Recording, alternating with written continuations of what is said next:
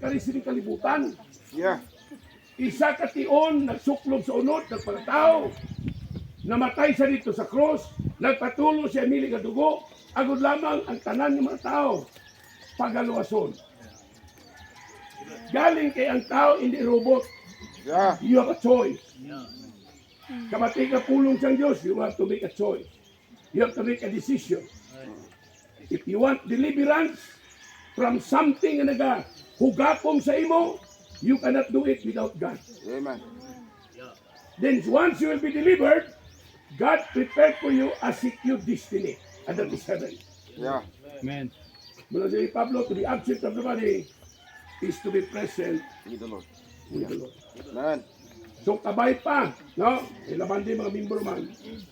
Kung ari ka din, membro ka sa pamilya Bukayes, it might be topic or anything. Kung wala kaya ka siguro nga kung magabot ang kamatayon sa imo, langit ay mupulian, karon nga siguraduhon mo na. Yeah. Amen. Kag ang dalan pa langit isa lang. Di kagid magtalang. Si Jesus lang. Yes. Amen. John 14:6. Sila ni Jesus, I am the way, the truth, and the life. No man cometh unto the Father but by me, but by Him. So isa lang dalan. Dili kadua, isa lang po ang manluluwas. Acts 4:12. Yeah. Sila niya, neither is there salvation in any other. For there is only one. Sila nga one, hindi to. Hindi three. One name under heaven, given among men, whereby we must be saved. And that name is the Lord Jesus Christ. Amen. There is only one mediator between God and man, the Lord Jesus Christ. So wala na iba na. Kung gusto ka maluwas, isa lang idalan, si Jesus. Gusto mo makilala siya, isa lang gid, ang ngalan ni Jesus. That's why the word Jesus means Savior.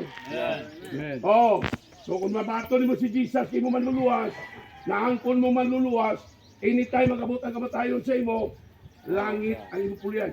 We do not preach religion because religion has nothing to do with the salvation of man. Yeah. Ang reliyon, yan na imbento sa tao. Ha? That's why there are many religions, yung ila tudlo, wala na sandig sa Biblia. Amo na, kay wala na sandig sa Biblia, way pagbago ang tao. Bisan nano pa mo balik-balik sa imong grupo, hindi na ka magbago. Hindi madulang bisyo, hindi madulang tanan-tanan tingaman. Wala si Jesus. It is only Jesus who can change your way Amen. of life. Amen. Yeah. So manang handom. Handom ni Pablo, handom ko, handom ni Pastor Cesar, Amen. handom sa tanan matumuloo, handom sa aton manluluwas. Amen. Ha? So kabay pa nga kung ari ka di, hindi ka magpadugay, magpalantay, kung magsiling ka, way kang siguro. Now is the opportunity. Now is the accepted time. Yeah. Now is the day of salvation. Yeah. What you're going to do is to come to Jesus. Ang isa matawad sa cross. Ang isa nagsikway, isa nagbaton. Ang isa nag-BBI, ang isa nagpakiubos. Ang isa, nagkilala gid. Sila nga, Lord, remember me. When thou comest unto the kingdom, sila ni Kristo, today, thou shalt be with me in paradise. Ining atong ang kamatayon pisikal, amo niya ang kunod sa tao. May mga tao yan, di kagi kamatayon pisikal kung mag-rapture. Pero kung di pa magabot ang rapture, ano na yung aton ang kunod? Pag save ka, isa lang kamatayon mong kunod. Pag way ka naluwas, tatlo gid. Una, spiritual death, separation from God because of sin. Ikadua, physical death, separation of body from the soul. Yeah. So, wala ni ka lang ni, lawas na niyo.